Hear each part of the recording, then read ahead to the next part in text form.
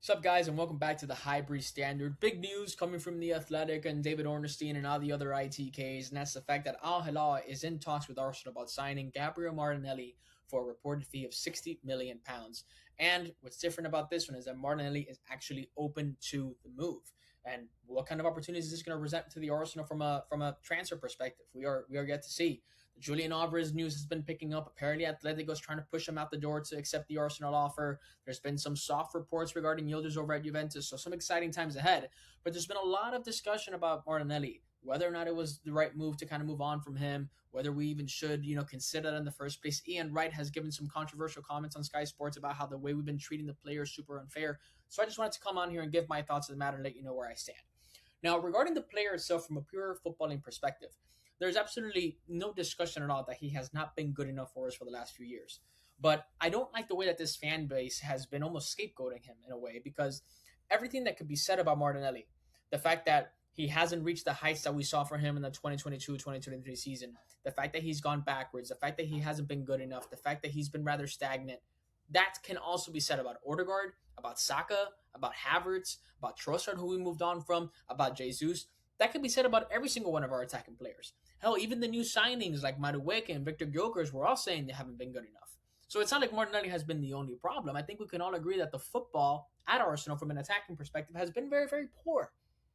Right? I think we can all say that. So whatever could be said about Martinelli could be said about every single other fucking player in this team. That's the reality. Okay? Apologies for the cursing there.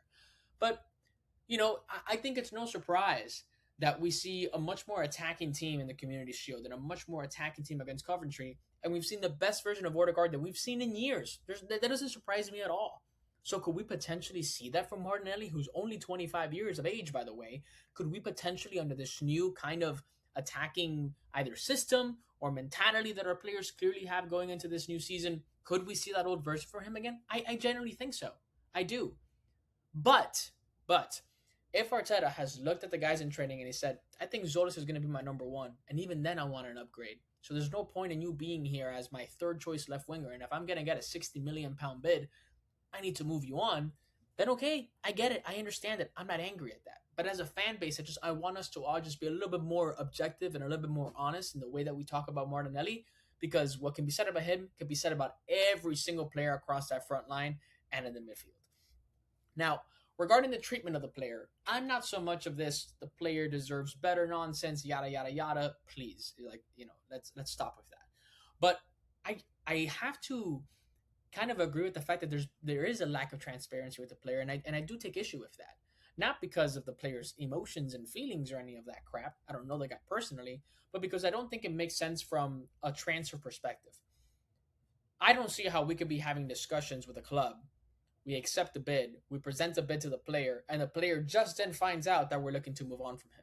That doesn't make any sense, because that's how news and rumors begin to spread out. And now it's pretty much well known that Arsenal is trying to push Martinelli out the door. And what does that do to a player's transfer value? It goes down. Now, Al Hilal, of course, is a club that is known for spending big money on players that aren't worth that. And we have to, see whether or not Martinelli is going to be interested in that offer, and apparently he would be, right? But it's also very obvious that if he's making that decision at 25 years of age, that is a pure financial decision. That's not a career-oriented decision. And if he was a career-oriented player, he would clearly turn that down. And so I don't understand why Arsenal is moving that way, because if it became clear that Arsenal wanted to move on from him, you should have sat down with him and the player months ago, right when the season ended, and told them, hey, this is our plans for you next season. You're probably going to be our third choice, maybe even second choice left winger. You're not really going to get a lot of game time. And frankly, is that we want to upgrade on that position. We're going to sign Zolas for 40 million. So we obviously need to back that investment. I think what makes sense for you in your career is for you to start exploring other options. And that way we can ensure that you get the proper game time, but we also get a value that is reflective of your talent. If we leave you on the bench here, all that's going to do is just prevent you from playing minutes, prevent you from getting top tier, offers and people who want to come get you. And then we're going to be getting super low bids. It's not going to make sense for you. It's not going to make sense for us. So you have our permission to kind of speak to other clubs and see if they put in a bid. That's the way that you move. That's the way that you handle it. There's no reason why Martinelli and his agent should be finding out a week before the transfer window ends that the club wants to move on from him. That doesn't make any sense at all. And while we have the likes of a Bertrand or Mikel Arteta who are getting paid millions a year to do this kind of thing, the fact that they're moving this way to me is brain dead behavior.